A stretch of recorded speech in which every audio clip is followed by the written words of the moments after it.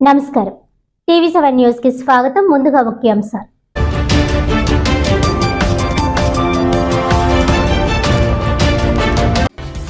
తమ డిమాండ్లు పరిష్కరించాలని కోరుతూ కొనసాగుతున్న అంగన్వాడీల దీక్షలు. 24 గంటల రిలే నిరాహార దీక్షలను ప్రారంభించిన సిఐటియు జిల్లా అధ్యక్షులు దువ్వా శేషబాబ్జీ, అంబేద్కర్ ఉద్యమ సీనియర్ నాయకులు ఐతాబక్కల్ రామేశ్వరరావు.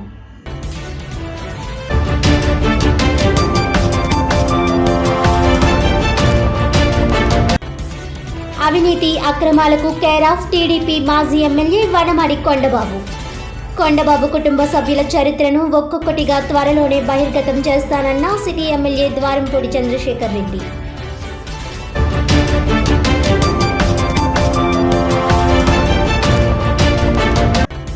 కాకినాడ దుమ్ములపేటలో వైఎస్ఆర్ పట్టణ ప్రాథమిక ఆరోగ్య కేంద్రం ప్రారంభం. స్థానిక ప్రజలు సద్వినియోగం చేసుకోవాలన్న జిల్లా కలెక్టర్ కృతికా శుక్లా, ఎంపీ వంగా గీత, ఎమ్మెల్యే ద్వారంపూడి, ఎమ్మెల్సీ కరి పద్మశ్రీ.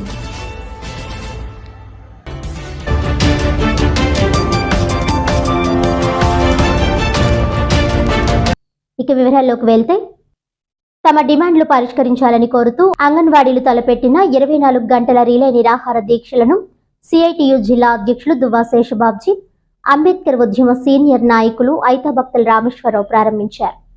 కలెక్టరేట్ వద్ద దీక్షలకు అనుమతులు లేవని పోలీసులు అడ్డుకోవడంతో ఎండలోనే ఫుట్పాత్ పై బైఠాయించి దీక్షలను కొనసాగించడంతో పోలీసులు దిగిరాక తప్పలేదు. రాష్ట్ర ప్రభుత్వం అంగన్వాడీల న్యాయమైన చట్టబద్ధమైన డిమాండ్లను పరిష్కరించాల్సింది పోయి పోరాడుతున్న అంగన్వాడీలపై జీవో నెంబర్ 2 ఎస్మా ప్రయోగించిన తీరు చూస్తుంటే ఉద్యమానికి ప్రభుత్వం ఎంతగా భయపడుతుందో అర్థమవుతుందన్నారు. గతంలో ఉద్యోగుల కార్మికుల పోరాటాలపై ఎస్మాను ప్రయోగించిన ముఖ్యమంత్రులందరూ అధికారాన్ని కోల్పోయారని, జగన్ కూడా ఆ జాబితాలో చేరేందుకు సిద్ధపడాలని హెచ్చరించారు.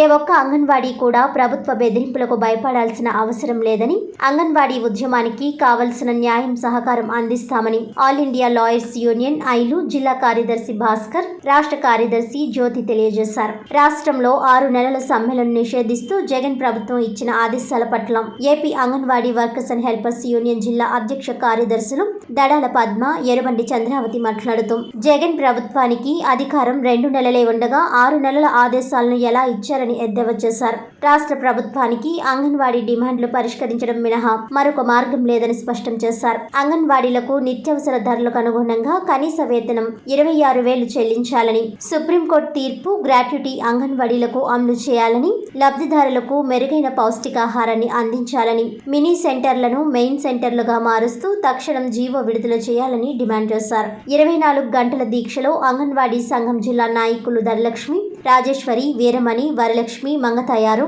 Bandhavi, K Seetha, M Ganga Bhavani, CH Radha, Narayanamma, M Sujatha, G Premavathi, Nokaratnam, P Varalakshmi, D Veeraveni తదితరులు పాల్గొన్నారు. మద్దతుగా సిఐటియు జిల్లా ప్రధాన కార్యదర్శి చెక్కల్ రాజ్ కుమార్, కోశాధికారి మలకారమణ, జిల్లా నాయకులు మేడిశెట్టి వెంకటరమణ, రాయుడు మోజేష్, ఐద్వా రాష్ట్ర ఉపాధ్యక్షురాలు రామణి, జీజీహెచ్ మెస్ యూనియన్ నాయకులు కృష్ణ తదితరులు మద్దతుగా మాట్లాడారు.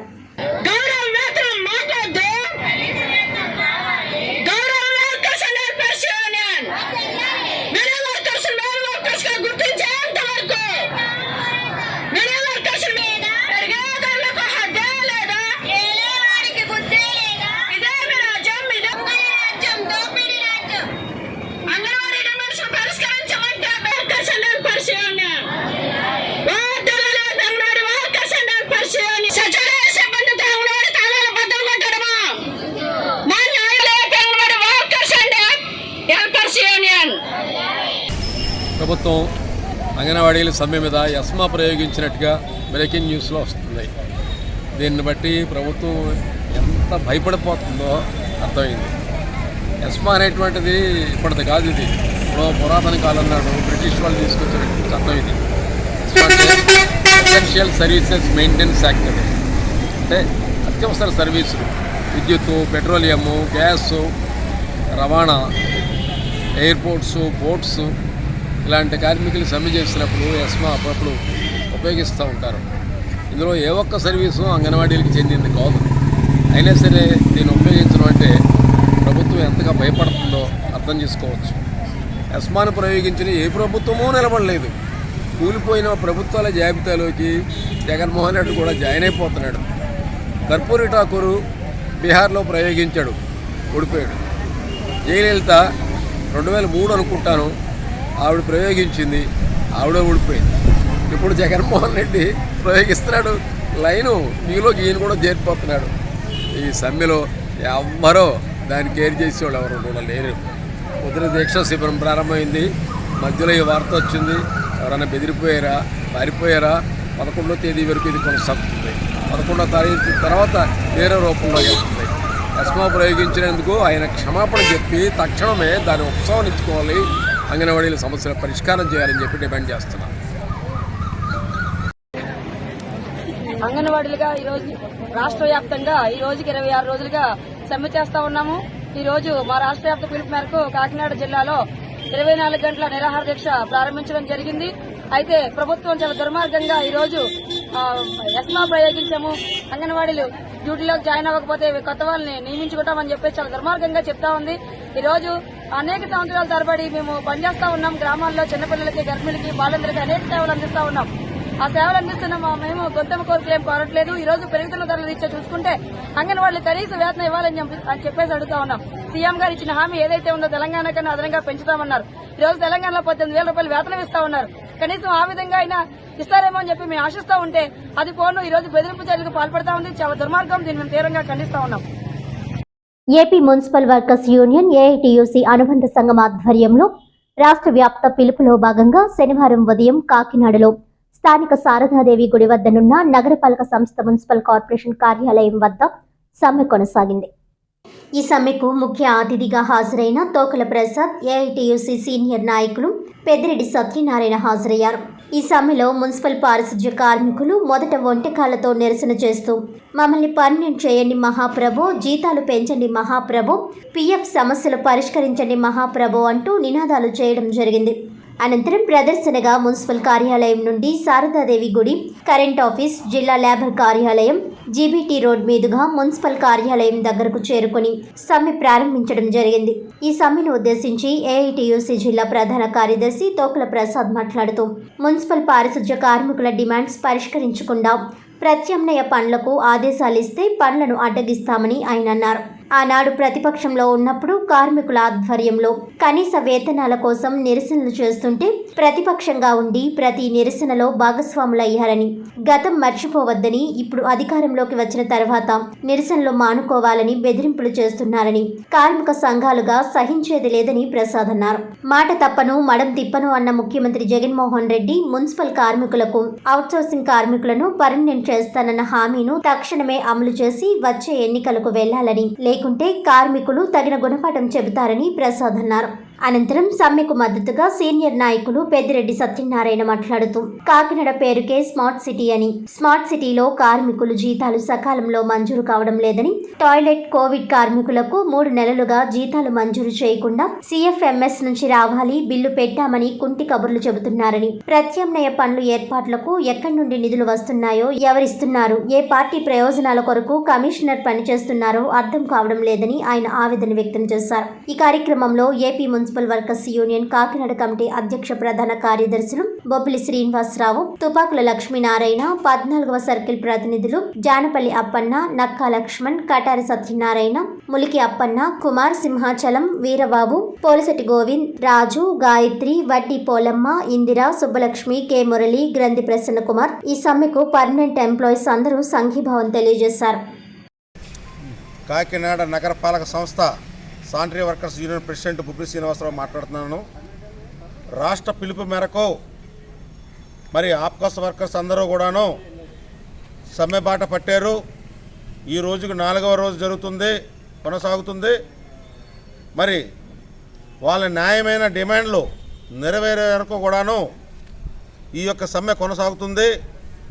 మరి ఆనాడు ముఖ్యమంత్రి గారు హామీ ప్రకారం ఆప్కాస్ వర్కర్స్ అందరికీ కూడాను పర్మనెంట్ చేయాలని కోరుతున్నారు. మరి సమాన పనికి సమాన వేతనం ఇవ్వాలని వారు కోరుకుంటున్నారు. అది న్యాయమైన కోరికలే. మరి కనీసం పెరుగుతున్న ధరలకు అనుగుణంగా కనీస వేతనం 26,000 రూపాయలైనా ఇవ్వాలని వాళ్ళు ఆవేదన వ్యక్తం చేస్తున్నారు. ఈ యొక్క డిమాండ్లపై వాళ్ళు నిరవధిక సమ్మె గత 4 రోజుల నుండి కొనసాగుతూనే ఉంది.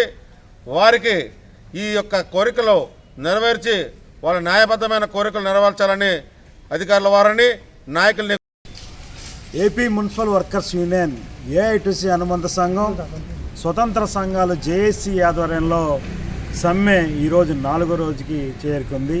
అందులో భాగంగా కాకినాడ నగరపాలక సంస్థ మున్సిపల్ కార్పొరేషన్ వద్ద ఇవాళ సమ్మె కొనసాగుతూ ఉంది.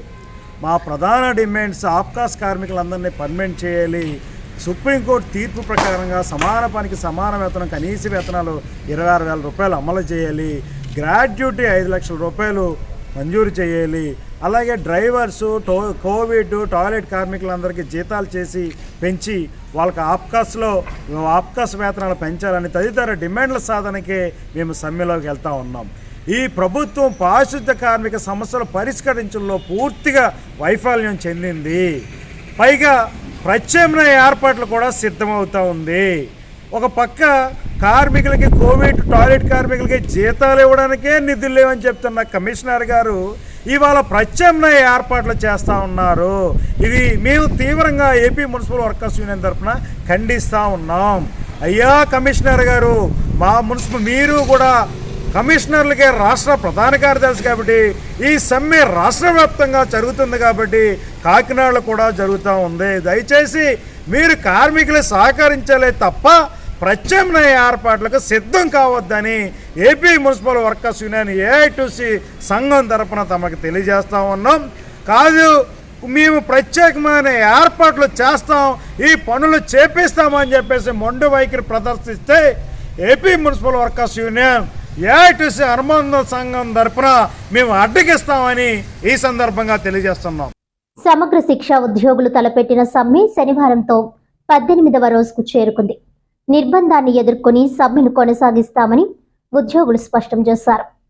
ఎస్పీడీ కార్యాలయం ముట్టడి సందర్భంగా ప్రభుత్వం పోలీసులను ప్రయోగించి అరెస్టులు చేయడానికి వారు తీవ్రంగా ఖండించారు. సమ్మెను మరింత ఉధృతం చేయడం మినహా ఉద్యోగులకు మరొక మార్గం లేదని, ఇచ్చే జీతాలు కుటుంబాల్ని పోషించుకునేందుకు ఏమాత్రం సరిపోవడం లేదని అన్నారు. తక్షణం జగన్మోహన్ రెడ్డి ఎన్నికల ముందిచ్చిన హామీ ప్రకారం సమగ్ర శిక్షలో పనిచేసే ఉద్యోగులందరినీ రెగ్యులర్ చేయాలని, కేంద్ర పథకాలలో అమలు జరుగుతున్నట్టుగా minimum time scale HR policy ఉద్యోగులందరికీ వర్తింపచేయాలని డిమాండ్ చేశారు. సమగ్ర శిక్ష ఉద్యోగులకు మద్దతుగా పలు రెగ్యులర్ సంఘాలు, కాంట్రాక్ట్ అవుట్సోర్సింగ్ సంఘాలు, ప్రజా సంఘాలు మద్దతుని కూడగడతామని, అవసరమైతే అందరితో కలిసి పోరాటాలకు ముందుకు వెళ్తామని తెలియజేశారు. ఈ కార్యక్రమంలో సిఐటియు జిల్లా ప్రధాన కార్యదర్శి చెక్కల్ రాజ్ కుమార్, జేఏసీ జిల్లా అధ్యక్ష కార్యదర్శులు ఎం చంటిబాబు, సత్యనాగమణి, జేఏసీ జిల్లా ఉపాధ్యక్షులు MV Sai Kiran, A Lovaraju, PVV Mahalakshmi, M Radhakrishna, సహాయ కార్యదర్శులు K Chandrasekhar, G Narayana, MB Solomon, జిల్లా కోశాధికారి P Raju, K Srinivas, M Gangadhar తదితరులు పాల్గొన్నారు. మేము నిన్నటి దినాన్ని 10,000 మంది ఎస్ఎస్సీ ఉద్యోగులంతా కలిసి విజయవాడని ముట్టడించాము. ప్రభుత్వం ఎన్ని ప్రయత్నాలు చేసినా సరే కానీ మేము ముట్టడించడం మాత్రం పూర్తవలేదు. మాకు కొన్ని హామీలు ఇచ్చారు కానీ గవర్నమెంట్కి వేరే ఆప్షన్ లేదు. మీరు ఎన్ని ప్రయత్నాలు చేసినా కానీ 10,000 మందితో నిన్న ముట్టడించాము. మా యొక్క కోరికలు కానీ నెరవేరకపోయినట్లయితే 25,000 మందితో మళ్ళీ మేము విజృంభిస్తుంటే మాకు 2-3 రోజులు గడువు ఇచ్చారు. ఈ 2-3 రోజుల్లో కూడా మాకు ఇస్తానన్నటువంటి హామీలన్నీ కూడా నెరవేర్చినట్లయితే మేము సమ్మె విరమించడం జరుగుతుంది. లేని ఎడల 25,000 మందితో మరొకసారి సమ్మెని మేము ఉధృతం చేస్తాము. ఎందుకనంటే గవర్నమెంట్ మా డిమాండ్స్ని ఒప్పుకోవడం తప్ప వేరే ఆప్షన్ లేదు. ఎందుకనంటే మేము బ్రతికే పరిస్థితి కూడా లేదు మాకు. ఎందుకనంటే 18 రోజులు బట్టి మేము ఈ నిరాహార దీక్షలో కూర్చుని ఉన్నాము, ఈ సమ్మె చేస్తూ ఉన్నాము. కాబట్టి మా యొక్క మనవిని అంగీకరించి ఈ సమ్మెను ఇలా కొనసాగిస్తాం మేము. కాబట్టి ప్రభుత్వం గమనించాల్సింది ఏంటంటే మా డిమాండ్స్ని వీలైనంత త్వరగా పరిష్కరించి మా యొక్క సమ్మెకు సుఖాంతం చెప్పి మా యొక్క కోరికలను నెరవేర్చి మాకు వెంటనే హెచ్ఆర్ పాలసీని అమలు చేయవలసిందిగా ఉద్యమ నాయకులుగా మేము తెలియజేస్తూ ఉన్నామండి. నేను ఐఆర్టీగా ఎస్ఎస్సీలో 2010 నుంచి నేను ఉద్యోగం చేయడం జరిగింది. ఇప్పుడు 12 సంవత్సరాలు అవుతుంది. అయితే ఏంటంటే మా జీతాలు ఈ 5 సంవత్సరాలు కూడా ₹1 కూడా పెంచలేదు, కానీ ఖర్చులు మాత్రం ఎక్కువగా ఉంది. అయితే నేను వికలాంగురాలను కూడాను ఈ ఉద్యోగం మీద ఆధారపడి పెళ్లి చేసుకున్నాను. మా భర్త కూడా సడన్గా ఆయనకు కూడా 2 కళ్ళు పోయినాయి. అయితే నా భర్తను కూడా నేనే పోషించాల్సి వస్తుంది. నా బిడ్డలను కూడా, నాకు 2 ఆడపిల్లలు. అయితే ఈ 2 ఆడపిల్లల్ని, నా భర్తని కూడా నా జీతంతోనే పోషించాలి. ఈ 20 ఏళ్ళలో మళ్ళీ కూడా మాకు భవితా సెంటర్ మేమే మా సొంత ఖర్చులతోనే మెయింటెనెన్స్ గ్రాంట్ అని చెప్పేసి ఇంతకు ముందు వేసేవారు. ఇప్పుడు ఆ మెయింటెనెన్స్ గ్రాంట్ కూడా వేయట్లేదు. ఆ పిల్లలకి ఏం అవసరతలు ఉన్నా పెద్ద పెద్ద కార్యక్రమాలు చేయమంటారు. ప్రపంచ వికలాంగుల దినోత్సవం, ఇంకా లూయి బ్రెయిలీ డే, ఇటువంటి ప్రోగ్రామ్స్ అన్నిటికీ కూడా ఐఆర్టీలు వాళ్ళ యొక్క సొంత ఖర్చులతోనే చేయాలి. లేకపోతే బయట స్పాన్సర్స్ని అవాయిడ్ చేసుకోండి, వాళ్ళ ద్వారా చేయాలి అని అంటారు. 12 సంవత్సరాల నుండి స్పాన్సర్స్ ప్రతిరోజు వెళ్తే మీకు పెద్ద పెద్ద జీతాలు కదమ్మా, ఎందుకు మీరు రోడ్ల మీదకి వచ్చి అడుక్కుంటారు? గవర్నమెంట్ ఇచ్చిన డబ్బులు మీకు సరిపోవా అని చెప్పేసి కొంతమంది సెటైర్స్ వేస్తూ ఉంటారు. కానీ గవర్నమెంట్ కూడా కొంచెం ఇస్తే కొంచెము మేము సహాయం చేస్తాం, కానీ ఎప్పుడు కూడా గవర్నమెంట్ ఇవ్వదేంటి అని అంటారు.